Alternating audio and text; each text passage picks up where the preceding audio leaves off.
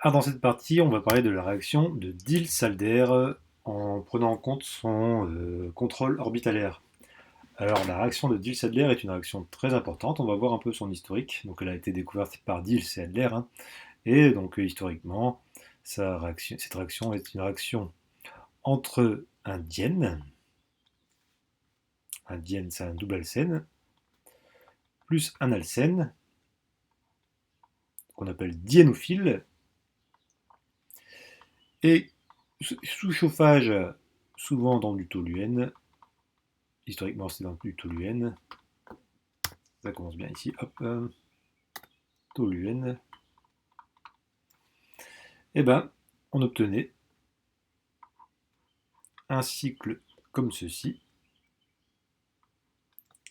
avec un rendement, ici, pour ces deux espèces, de 20%, ce qui n'est pas énorme, mais on va voir qu'on peut augmenter ce rendement. Alors pourquoi c'est une réaction qui vient? C'est parce qu'elle permet de cycliser, de créer un cycle,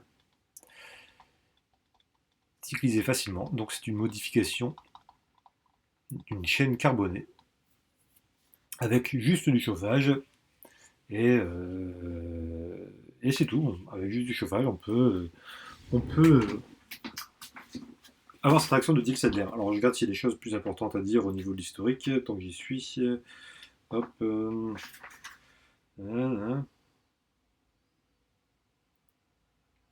Alors du coup, c'est également aussi une réaction pédagogique, hein. Il faut savoir que leur modélisation a été longtemps un défi pour les chercheurs et les premiers à apporter des réponses satisfaisantes ont reçu un prix Nobel avec Woodward et Hoffman en 65 et en 80.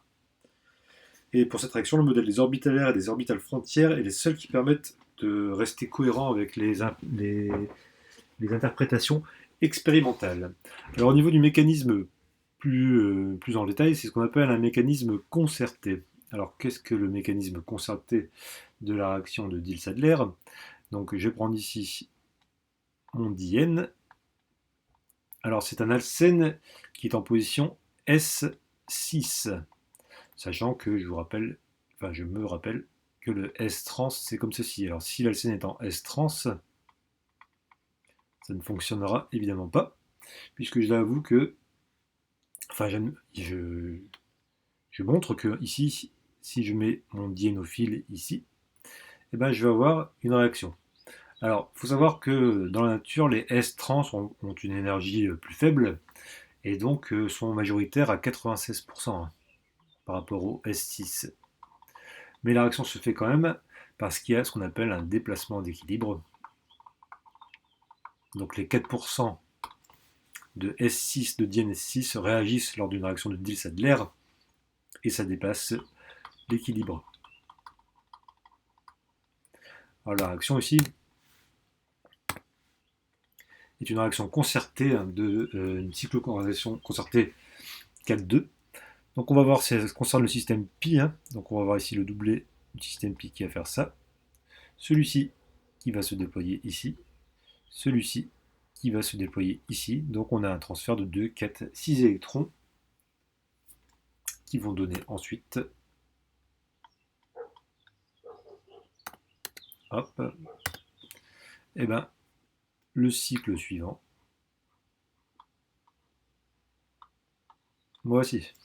Donc ça se fait bien avec un S6.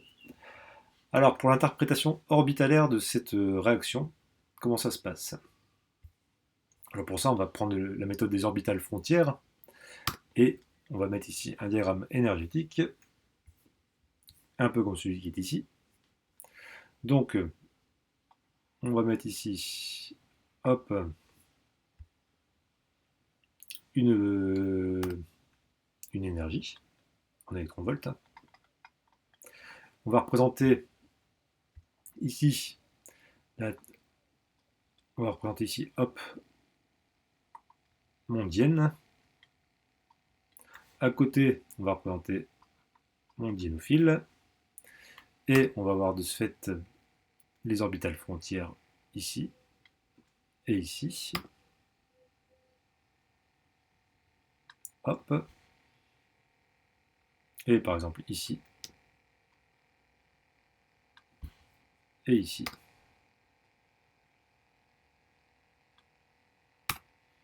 Donc là, on est sur une méthode d'orbital frontière. Donc on a ici les électrons. Donc on a la haute occupée, la base vacante du diène, et ici la haute occupée et la base vacante du diénophile. Rien. Avec ici les électrons présents dans la haute occupée. Et donc il va y avoir un transfert d'électrons entre la haute occupée et la base vacante du diène vers le diénophile. Il peut aussi y avoir une rétrodonation entre la haute occupée et la base vacante, puisque on voit que pour une réaction de Diels-Sadler classique, sans substituant, l'écart entre la haute occupée du diène, l'écart énergétique, donc entre la haute occupée du diène et la base vacante du diénophile est grand.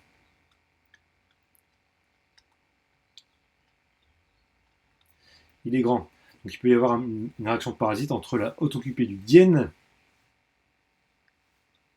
et la base vacante d'un autre diène. C'est-à-dire que par exemple la haute occupée de celui-ci peut réagir avec la base vacante d'un diène identique qui est ici, parce que la base vacante du diène, d'un autre diène, j'insiste bien sur le fait d'un autre diène, d'ailleurs je vais prendre une couleur différente, je vais prendre marron,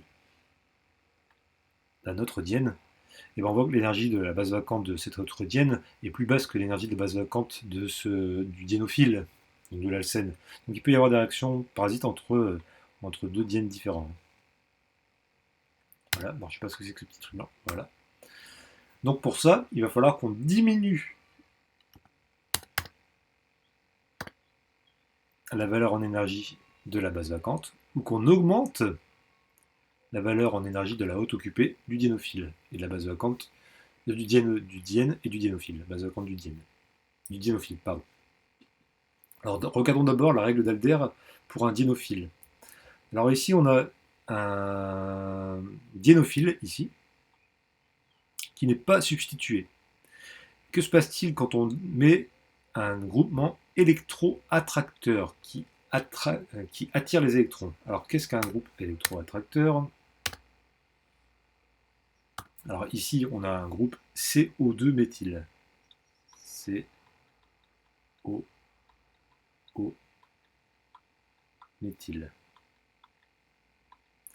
Et bien ici, on a ce qu'on appelle un groupe électro-attracteur, c'est-à-dire que ça a pour tendance à attirer les électrons. Donc comme c'est électro-attracteur,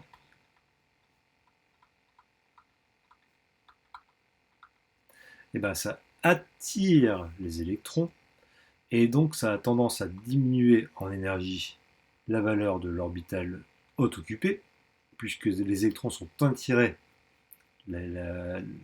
l'orbital haute occupée diminue en énergie, mais ce qui a aussi pour effet, surtout, je vais mettre en vert, de diminuer la valeur de l'énergie de la base vacante. Et dans ces cas-là, la donation d'électrons entre la haute occupée du diène et la base vacante du diénophile peut se faire. Donc la règle d'Alder pour un diénophile est la suivante.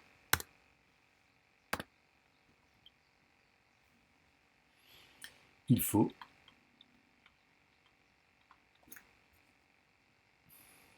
que le diénophile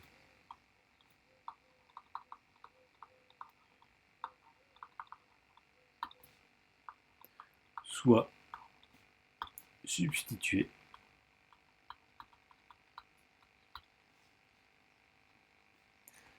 par des groupes électro-attracteurs.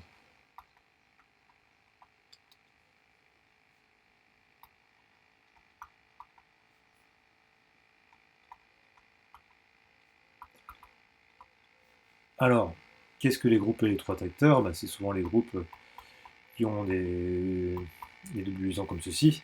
Et ce qu'on peut faire, c'est demander à ChatGPT, après tout, pourquoi pas, qu'est-ce qu'un groupe électro-attracteur? Donc on va essayer de faire en sorte que ça se voit dans ma fenêtre. Hop, GPT. Voici. Hop. On va aller vite. Donne-moi des exemples de groupes chimiques électro-attracteurs. Voilà. Que nous dire ChatGPT? Quel est l'exemple de groupe chimique électro-attracteur, groupe électronégatif qui ont tendance à attirer les électrons? Eh ben, les halogènes, par effet inductif, évidemment. Donc par électronégatif, ils attirent vers eux les électrons et donc font baisser la valeur des orbitales. Les ions nitriles par effet inductif également et par effet mésomère. Les carbonyles, CO, CHO, COH, par effet inductif et mésomère surtout.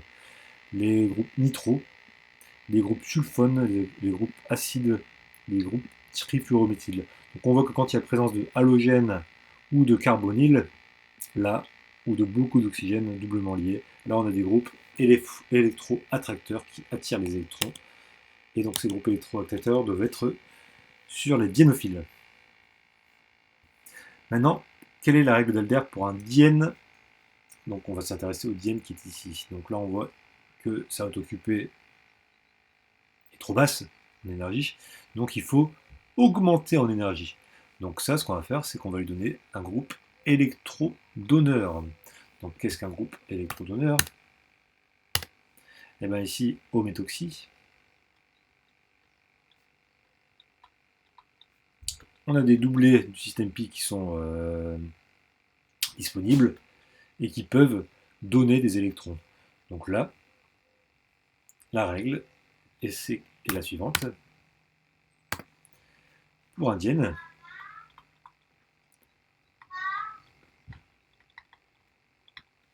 il faut que ce soit électrodonneur.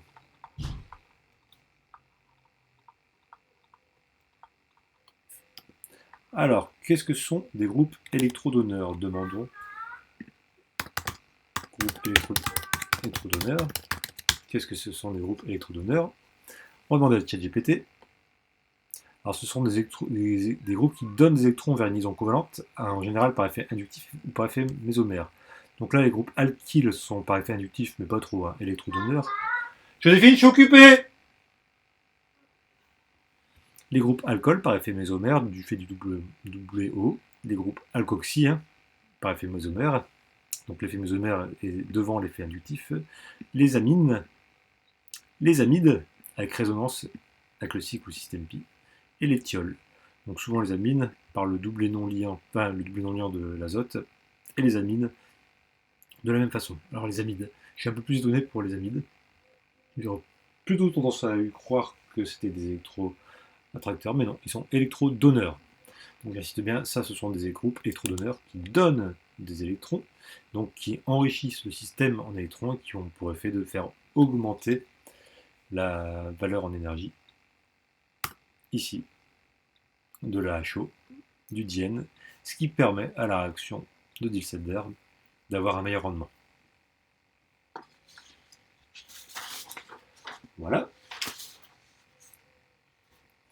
Donc, bien sûr, ce qui augmente le rendement, tout ça, les règles d'Alder, on a une interprétation donc orbitalaire, et donc on a une augmentation de la cinétique de la réaction.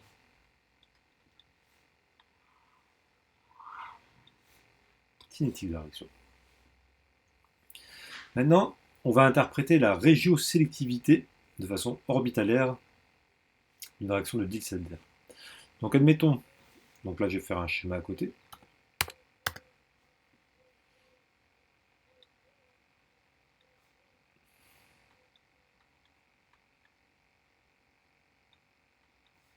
Voici, voici. On met ici le groupement ici. On met ici le groupement ici. Donc on voit bien que le diène possède un groupement électrodonneur. Le diénophile ici, on va lui mettre un groupement électro-attracteur. Est-ce que d'ailleurs j'ai pas fait une erreur tout à l'heure? Non, c'est ça. Voilà. Et pour lui, pour l'exemple qu'il a du livre, on va lui mettre son groupement ici. Et là on va se demander, pour la régiosélectivité, c'est-à-dire l'endroit où la réaction va se faire, l'endroit moléculaire où la réaction va se faire, et ben où ça va se passer. C'est-à-dire que, est-ce qu'on va plutôt avoir ici une réaction ici comme ça, plutôt avoir une réaction ici comme ça, à savoir quelle est l'influence du groupe ici, parce qu'on voit qu'ici ce groupe-là est fixé, quelle est l'influence de la position du groupe ici, du groupe électroattracteur, pour la régiosélectivité de la réaction. Et ben on voit que si on prend les valeurs des coefficients d'orbital, on a un coefficient d'orbital de 0,67 ici, je vais le marquer en bleu, et un coefficient ici de 0,67. Ici, un coefficient de moins 0,52 et un coefficient de 0,29. Ici, 0,67, 0,29, 0,52, 0,67. Là, il y a une règle très simple qui dit que l'énergie d'interaction entre les orbitales vides d'un des réactifs et les orbitales pleines de l'autre réactif, donc ici la HO et la BV, est proportionnelle à la somme des produits. Somme des produits. Des coefficients atomiques qui sont engagés dans la réaction, la somme des produits. Et bien ici, qu'est-ce qui se passe? Dans le premier cas, la somme des produits est quoi? Ben, on a 0. Oula. Hop. On a 0,67 fois 0,67 plus en valeur absolue 0,52 fois 0,29. Et pour l'autre, on a 0,67 fois 0,29 plus 0,52 comme tout à l'heure fois 0,67. Si on fait l'addition ici de ces deux choses, on trouve ici un recouvrement orbitalaire, c'est-à-dire la façon dont les orbitales se recouvrent entre elles.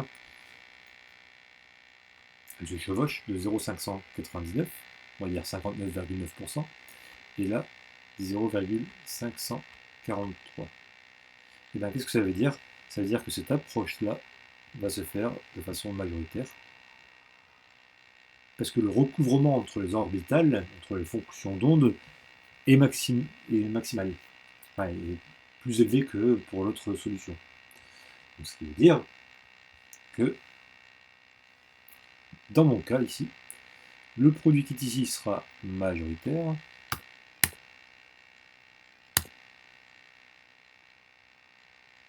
du fait de cette règle de recouvrement, d'addition. Donc c'est la règle de somme des produits qui donne des orbitales atomiques des différentes espèces. Donc on voit ici qu'en fait, si je veux être plus simple, ici j'ai une grosse boule, une grosse orbitale, ici j'ai une petite orbitale, et là j'ai une orbitale moyenne. Là j'ai une grosse orbitale, une petite orbitale, j'ai une orbitale moyenne et une grosse orbitale, et je remarque ici, en faisant les calculs, que le recouvrement des orbitales, c'est-à-dire la façon dont elles vont se chevaucher, se fait bien mieux ici, globalement, que dans ce cas-là. Et donc ça, on le confirme grâce au calcul simple qu'il a, de la somme des produits, ça fois ça, plus ça fois ça. Parlons maintenant de la stéréospécificité de la réaction de Diels-Alder. Donc là, je vais prendre diène plus un diénophile, un alcène, dans lequel je vais mettre un groupe électro-attracteur, et puis ici, pourquoi pas, un phi. Et je vais avoir deux produits qui vont se créer.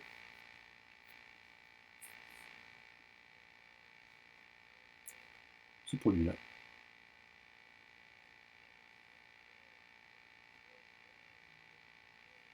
Hop, comme ça. Et ce produit-là. Donc on va avoir un mélange d'énantiomères.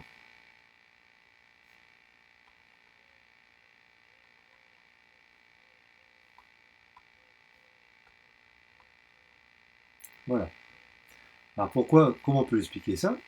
Eh bien, c'est parce que on va avoir un recouvrement qui va se faire de façon spécifique via l'orientation des orbitales pi du système ici envisagé. Donc je vous rappelle que la stéréospécificité, c'est que les produits, les produits, l'isomérie spatiale, la stéréoisomérie des produits est dictée par celle des réactifs. Alors comment on voit ça? Et bien il suffit de faire un plan. Alors je vais le faire que d'un côté mais pas de l'autre. Alors si je fais un plan comme ceci, hop, dans lequel je vais mettre mon diène,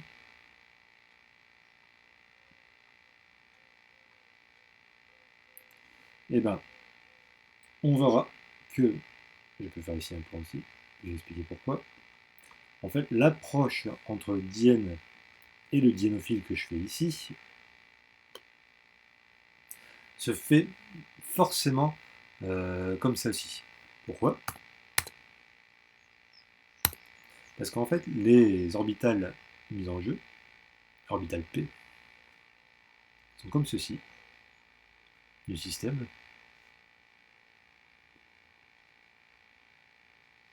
Donc, je vais colorier celle-ci, comme ça, mettons. Et celle-ci ici. Et donc, on voit que le recouvrement ne peut se faire que par une approche endo. C'est-à-dire que si le diène était arrivé comme ceci, c'est-à-dire vraiment parallèle, on n'aurait pas un recouvrement qui pourrait être maximal, on serait sur un recouvrement latéral. Alors que là, on est sur un recouvrement axial, comme ceci. Et là, on est sur un recouvrement qui est bien plus efficace que celui où on a une approche comme ça latérale. Donc, ça, c'est pas possible. Et ce qui se fait que, bien sûr, ce qui se fait là peut se faire également au-dessus. Hein. C'est ce qui explique que on se retrouve avec deux produits, celui-ci et celui-ci, parce qu'il y a une approche suprafaciale entre le haut et le bas. Donc un ici et un ici, bien sûr, que je ne représente pas. On aura bien compris.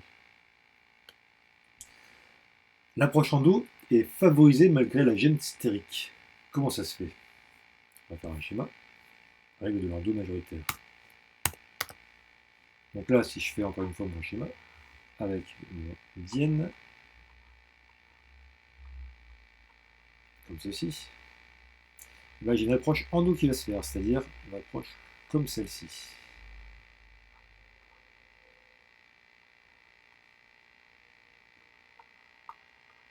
Alors, c'est quand même bizarre, parce qu'on pourrait se dire ici, tiens, ici, il va y avoir ce qu'on appelle une gêne stérique.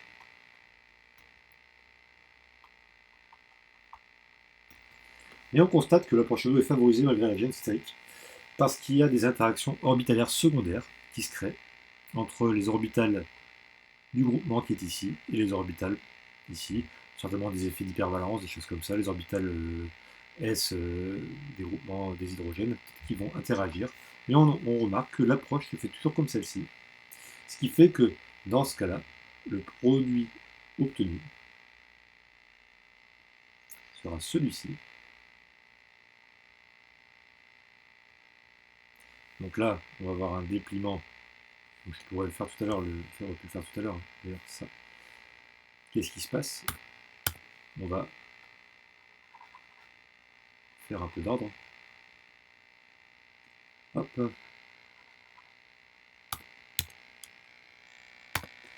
Et bien, les électrons pi vont finir là, ceux-là vont venir là, et ceux-là vont venir là.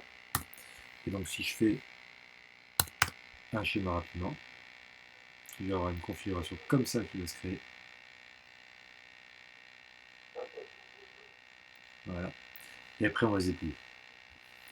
Là pour le coup, c'est pareil aussi, c'est-à-dire qu'on va avoir une configuration comme celle-ci qui va se créer avec le machin ici à l'envers. Et donc quand ça va se déplier, donc là on va numéroter pour ne pas se tromper, 1, 2, 3, 1, 2, 3, et bien on va voir ici du coup le groupement qui va être positionné comme celui-ci, comme ceci. Et donc c'est une approche qui est majoritaire, favorisée, malgré la gêne stérique. Voilà un peu une approche de la réaction de Diels-Alder.